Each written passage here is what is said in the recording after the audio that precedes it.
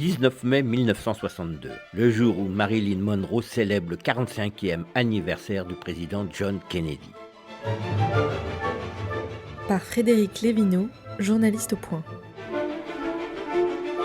La cérémonie a lieu au Madison Square Garden de New York. De très nombreuses stars défilent sur la scène pour rendre hommage au président. C'est au tour de Marilyn Monroe. Sur scène, le maître de cérémonie, l'acteur Peter Lawford, s'égosille. Et maintenant, monsieur le président, mesdames et messieurs, Marilyn Monroe. Mais celle-ci reste invisible. Alors, Lawford raconte une blague pour faire patienter le public. L'actrice n'apparaît toujours pas. Que se passe-t-il? Les 15 000 personnes présentes dans la salle et les 40 millions de téléspectateurs rivés à leur petit écran s'interrogent. « Ladies and gentlemen, l'en retard, Marilyn Monroe !» hurle pour la 20e fois Lawford. Cette fois, la star monte enfin sur scène dans une robe si moulante qu'aucun détail de son anatomie n'échappe au regard. Tonnerre d'applaudissements. Si la star s'est faite aussi attendre, ce n'est pas par caprice de sa part, c'est la faute de la robe. Elle était l'œuvre du couturier français Jean-Louis Berthaud. Il avait chargé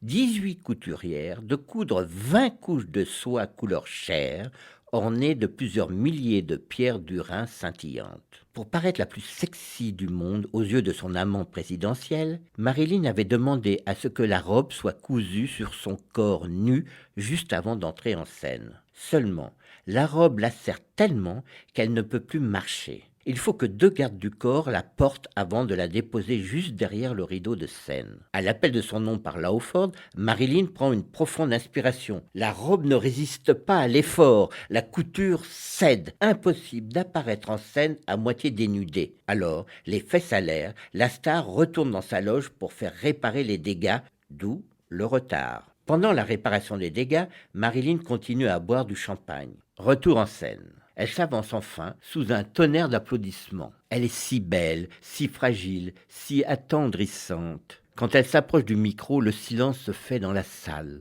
Visiblement, elle est éméchée. Mais on la sent également très excitée à l'idée de chanter pour The Prez, comme elle appelle Kennedy. Elle prend son souffle. Et merde, sa robe recommence à craquer sur son fessier. S'en rend-elle compte, absorbée par sa déclaration d'amour? Pas sûr. Elle chante comme si elle faisait l'amour au président. C'est un triomphe. Elle retourne au plus vite dans sa loge pour changer de tenue. C'est sûr, John va divorcer et l'épouser. Elle se rêve déjà comme First Lady. Mais 5 jours plus tard, retour sur Terre. Peter Lawford l'appelle pour lui dire de ne plus jamais contacter Kennedy, que leur aventure est terminée.